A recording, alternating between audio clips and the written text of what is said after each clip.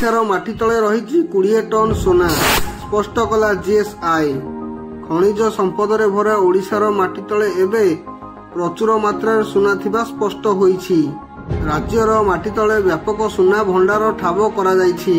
Geological survey of India Odisha माटी तले सुना थिबा स्पष्ट करिछि। एने जियोलॉजिकल विभाग रे संधान विभिन्न पर्याय रे रहिछि। सूचना मुताबक राज्य में 10 ରୁ 20 टन पर्यंत सुना रही।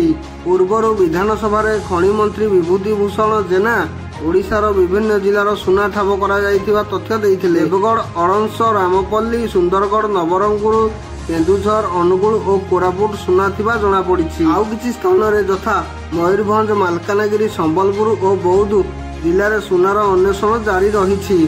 खूब शीघ्र सुना खनि नीलाम करने को राज्य सरकार को कहुई। प्रारंभिक उद्यम आरंभ होईछि। देवगढ़ रे थिबा सुना खनि को नीलाम करने लगी ओडिशा खनि निगम और जीएसई मिलित भाव उद्यम करुछंती। सबुठारु बड़ कथा हैला देश को प्रतिवर्ष 700 ରୁ 800 टन सुना आमदानी करा जाउछि। देश भितर वर्तमान सुधा सुना उत्पादन 1.6 टन रे सीमित रहिछि। जदि ओडिशा रे संधान करा जायथिबा सुना खनि गुड़िक शीघ्र नीलाम कराजिबो तेबे सुना आमदानी बाबद रे हेउथिबा वैदेशिक मुद्रा खर्च को अनेकांश रे रोका जाई पारिबो बोली विशेषज्ञ माने कहिसंती।